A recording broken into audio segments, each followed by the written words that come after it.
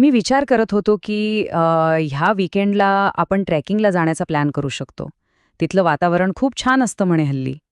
गरम हवेच्या एका झोताने प्लास्टिकचे दोन तुकडे कायमचे जोडले जातात. हे कसं शक्य आहे? असं वाटेल की ही कुठली तरी जादू आहे, पण नाही. हे आहे शुद्ध विज्ञान. चला, आज आपण याच हॉट एअर वेल्डिंगच्या जबरदस्त दुनियेत शिरूया. समजा आपल्यासमोर एक आव्हान आहे. प्लास्टिकचे दोन तुकडे आहेत आणि ते असे जोडायचे आहेत की ते पुन्हा कधीच काहीही झालं तरी वेगळे व्हायला नकोत. कसं करणार? गम किंवा चिकटपट्टी? नाही, याचं उत्तर खूपच वेगळं आणि इंटरेस्टिंग आहे आणि ते दडलंय प्लास्टिक वेल्डिंगमध्ये. तर प्लास्टिक वेल्डिंग म्हणजे काय? हे बघा, हे फेविक्विक किंवा गम लावण्यासारखं अजिबात नाही. ही गोष्ट खूपच खोलवरची आहे. इथे आपण काय करतो तर उष्णता आणि दाब वापरून दोन्ही प्लास्टिकच्या तुकड्यांना अक्षरशः वितळवतो. इतकं की त्यांचे अणू, त्यांचे मॉलिक्युल्स एकमेकांमध्ये पूर्णपणे मिसळून जातात. मग जेव्हा ते थंड होतात तेव्हा ते दोन वेगवेगळे तुकडे राहतच नाहीत, ते एकजीव होऊन जातात. हाच तो मॉलिक्युलर बॉन्ड. आणि याची ताकद, अरे बापरे, साध्या चिकटपट्टीच्या किंवा गमच्या अनेक पटीने जास्त मजबूत. बरं, ही सगळी आण्विक पातळीवरची जादू घडवून आणण्यासाठी एक जादूगर तर हवा, बरोबर? तर मग भेटा या प्रक्रियेच्या खऱ्या हिरोला, हॉट एअर गन. बाहेरून दिसायला साधी असली तरी हे एक जबरदस्त उपकरण आहे. चला तर मग ह्याच्या आत नक्की काय दडलंय ते जरा जवळून पाहूया. हे बघा, ही आहे ती गन.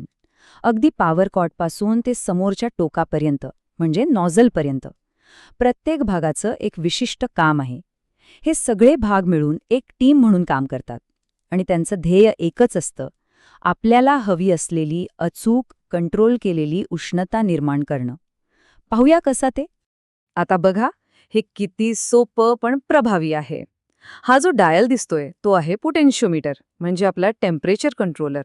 आतमध्ये आहे हीटर ट्यूब, जी हवा गरम करण्याचं काम करते. आणि सगळ्यात पुढे आहे नोझल, जे त्या गरम हवेला एका केंद्रित शक्तिशाली झोतामध्ये रूपांतरित करतं. सोपं आहे ना? डायल फिरवा, हवा गरम होईल आणि नोझल ते थेट कामाच्या ठिकाणी पोहोचवेल. परफेक्ट. ओके, तर आता आपल्याला आपलं हत्यार म्हणजे हॉट एअर गन समजलं आहे. आता वेळ आहे प्रत्यक्ष कामाची, म्हणजे वेल्डिंगची प्रक्रिया कशी होते ते पाहण्याची. ही प्रक्रिया वाटायला किचकट वाटेल, पण खरं तर ती फक्त 4 महत्वाच्या स्टेप्समध्ये विभागलेली आहे. कोणतंही मोठं काम करण्याआधी सराव महत्वाचा असतं, बरोबर? इथेही तोच नियम आहे. पहिली स्टेप, टेस्ट वेल्ड. म्हणजे काय तर कामाच्या मटेरियलच्याच एका छोट्या तुकड्यावर आधी वेल्ड करून बघायचं. मग ते वेल्ड तपासायचं की ते व्यवस्थित झाले की नाही. एकदा का आत्मविश्वास आला की मग योग्य तापमान सेट करून मुख्य कामाला लागायचं. आणि सगळ्यात महत्वाचं, काम झालं की गन तशीच बंद नाही करायची. तिला नैसर्गिकरित्या थंड होऊ द्यायचं. याने उपकरणाचं आयुष्य वाढतं. छोट्या गोष्टी आहेत पण खूप महत्वाच्या. आता एक खूप खूप महत्वाचा मुद्दा. ही जी वेल्डिंगची प्रक्रिया आहे ती सगळ्याच प्रकारच्या प्लास्टिकवर चालत नाही. नाहीतर आपण कोणतीही प्लास्टिकची वस्तू उचलून जोडायला लागलो असतो. नाही, हे फक्त एका विशिष्ट प्रकारच्या प्लास्टिकवर काम करतं, ज्याला म्हणतात थर्मोप्लास्टिक. आता थर्मोप्लास्टिक म्हणजे काय? अगदी सोपं, मेणबत्तीसारखं. गरम केलं की मऊ होतं, वितळतं आणि थंड झालं की परत कडक. याच गुणधर्मामुळे त्यांना वेल्ड करणं शक्य होतं. चला तर मग या थर्मोप्लास्टिकच्या जगातले काही स्टार खेळाडू कोण आहेत ते पाहूया. सगळ्यात आधी आहे पॉलिप्रोपिलीन म्हणजे पीपी. हा खूपच मजबूत आणि वेल्ड करायला सोपा असतो. पाण्याच्या मोठ्या टाक्या वगैरे याच मटेरियलने बनवतात. मग येतो पीव्हीसी.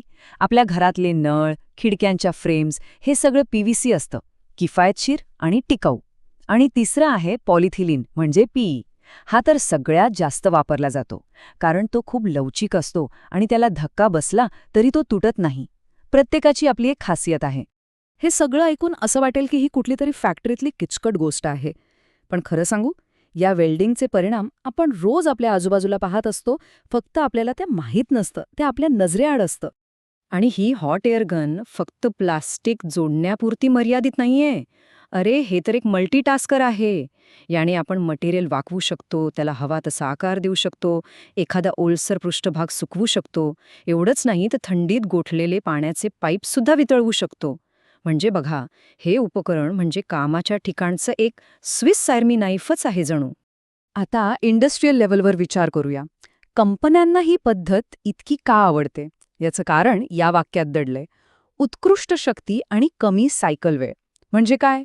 तर याने तयार होणारा जोड जबरदस्त मजबूत असतो आणि दुसरं म्हणजे काम खूप वेगाने होतं. सोप्या शब्दांत सांगायचं तर कमी वेळेत जास्त आणि टिकाऊ माल तयार होतो. आणि याचा सरळ सरळ अर्थ काय? वेळ वाचतो आणि पैसाही वाचतो.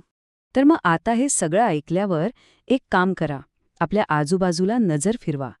एखादी प्लास्टिकची वस्तू बघा. गाडीचा बंपर असेल, घरातली पाण्याची टाकी किंवा अगदी मुलांचं एखादा खेळणं. जरा विचार करा, शक्य आहे का की या वस्तूचे 2 भाग याच हॉट एअर वेल्डिंगच्या जादूने इतके सफाईदारपणे जोडले गेले असतील की आपल्याला तो जोड दिसत सुद्धा नाहीये? या अदृश्य तंत्रज्ञानाबद्दल विचार करायला नक्कीच मजा येईल.